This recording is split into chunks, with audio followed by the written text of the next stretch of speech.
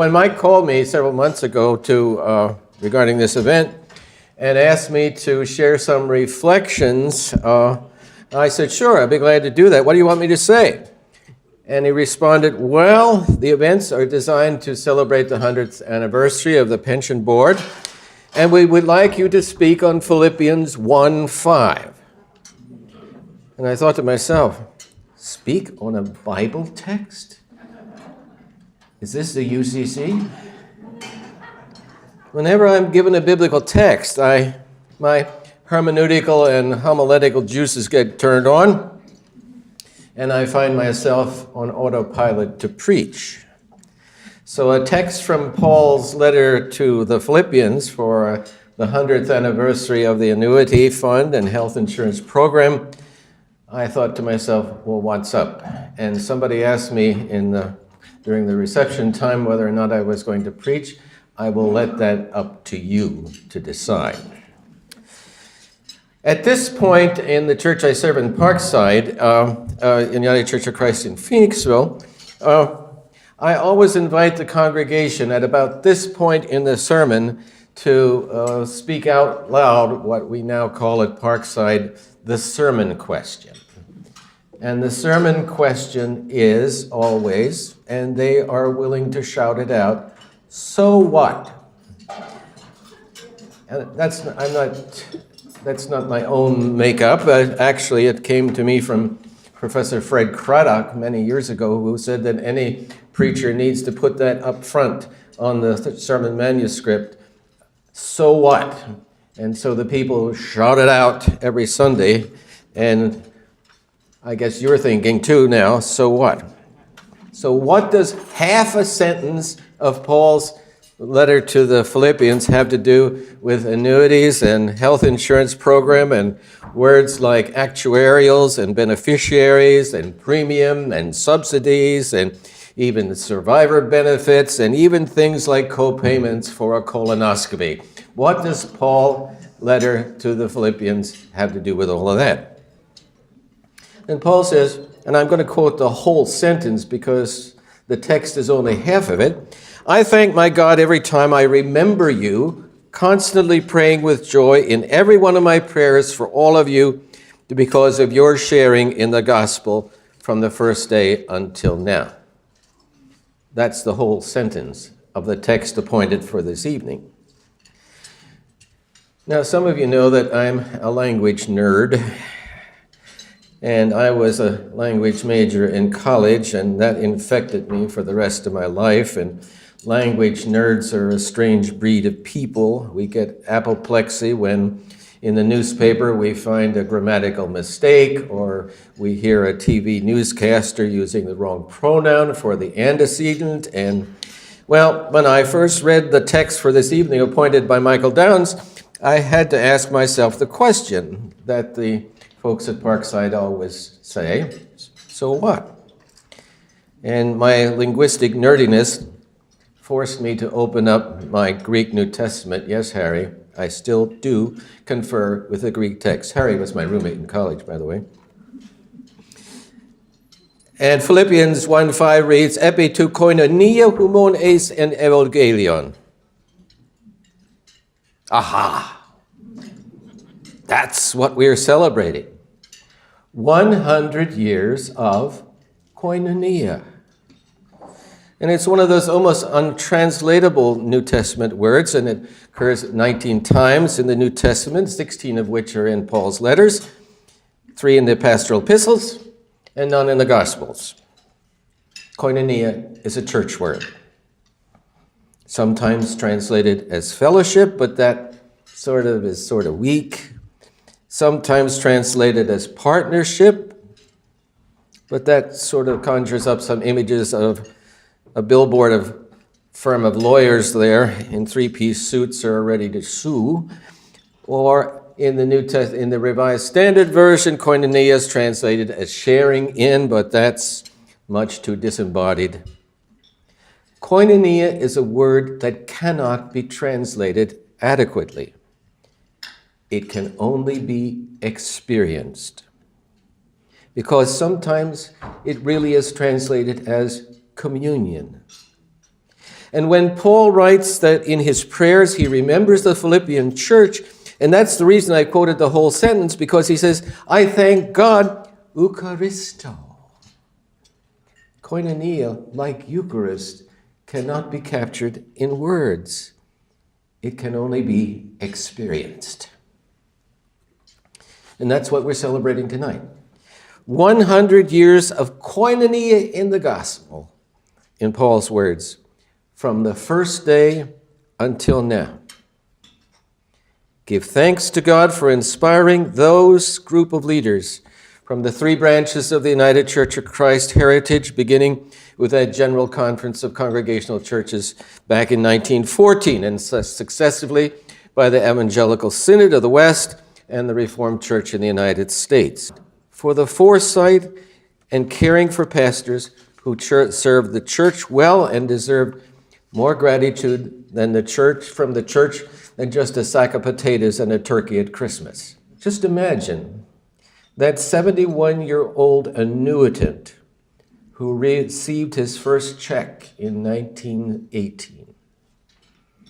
Now, indeed, that was incredibly meager according to today's experiences of those of us who are annuitants.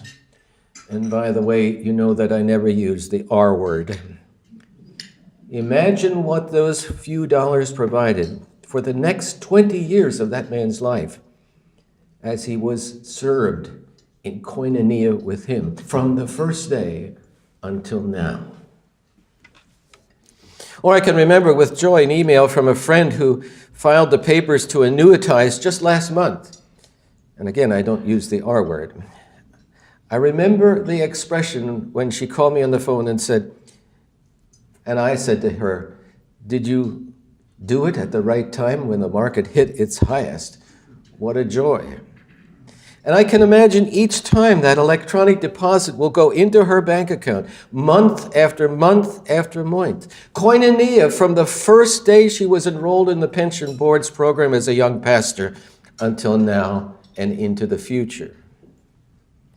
Or I can remember the Thanksgiving of a friend of mine, who was here in this room also, who was annuitized before the 2008 Second Great Depression.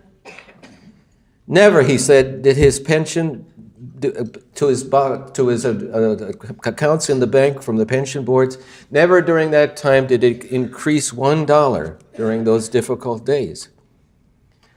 Those were difficult days when many with private 401ks experienced the pain of their 401ks becoming 201ks.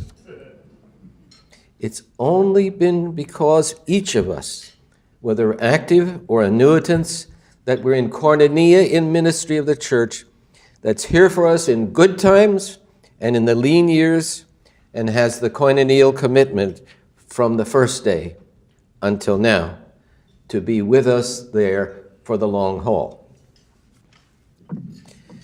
And I can remember the tempting voices of those who said, oh, but you can get a better deal if you invest with, and you can fill in the blanks.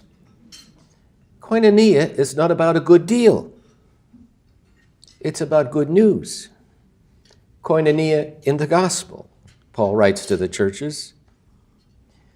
Yet we all know there are councils and consistories who say, here's the deal, Reverend. We're going to give you X number of dollars, and you can divide how you want to divide up the pie. Salary, health insurance, pension, you decide for yourself. Well, the trouble is that most clergy, and I mustn't number myself in that crowd, most of us clergy really don't know how to do it. We don't have MBAs in finance, and sadly I've discovered that even some who do have MBAs still can't make very wise financial decisions. Koinonia is not a collection of lone rangers doing their own thing. I rejoice that minds much wiser than mine made right financial decisions for me. And I rejoice that I was never put in a cafeteria line to decide what at that moment fulfilled my needs.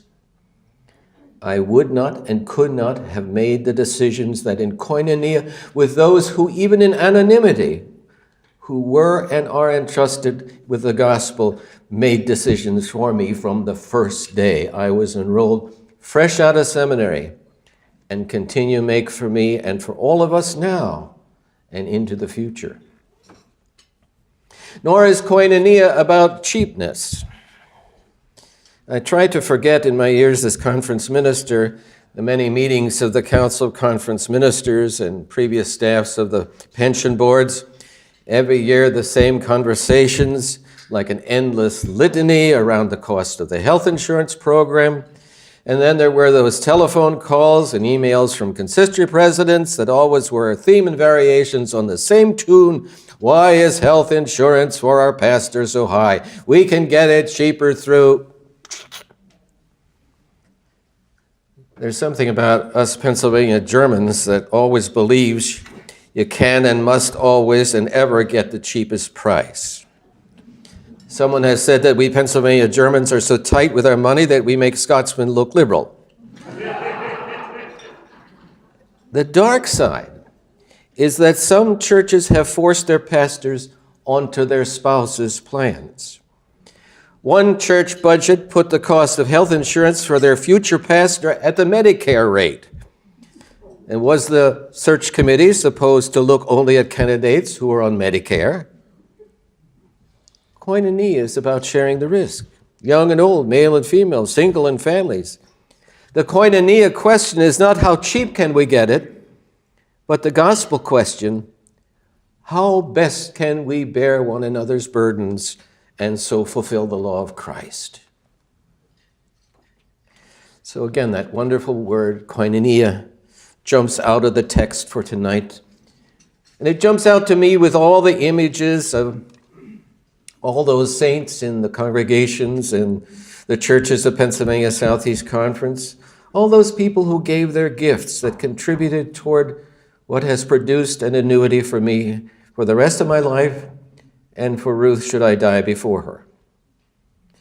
On the first day of each month when my bank account receives those gifts through the pension boards, through that miracle of cyberspace, there's always an attachment. There's always an attachment if I take the time to imagine that it's there. There's always an attachment with memories of the thousands of people during almost a half a century of ministry who have gifted Ruth and me for the rest of our lives. That's the beauty and assurance, not insurance, but assurance, that comes through the koinonia in which each of us in this room shares. From the first day of our ministries until now and into the future that's in God's hands. And every time my physician puts his stethoscope on my chest to make sure that I'm still alive, I take time to imagine.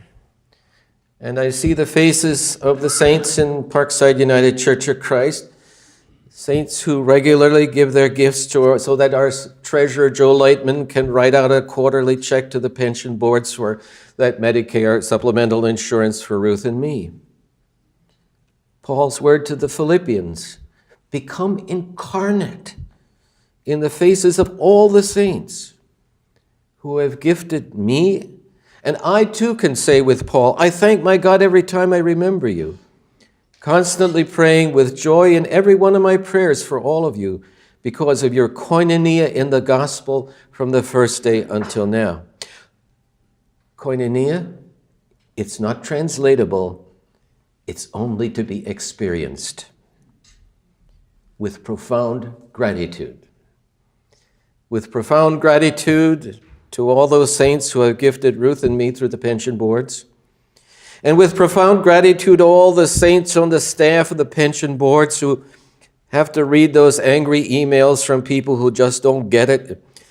And they have to listen to telephone calls from cranky clergy, too clueless even to ask the right questions. And they all do it with grace. They do it with grace because they too are in koinonia in the gospel. So it's not about what's in it for me. It's not about what's in it for you. It's about all of us who find ourselves under the koinonia umbrella, to borrow a metaphor from another insurance company that will remain nameless. the koinonia umbrella that encompasses anonymously all those who served faithfully years ago and never had the opportunity to accumulate sufficient contributions before they were annuitized, and whose very livelihood now is dependent on the gifts of the Christmas Fund. It's about those who serve the church and find themselves in hard times. And I can remember many a call I made as conference minister to Don Stump and then to Doug Borko on behalf of a pastor in physical or financial distress.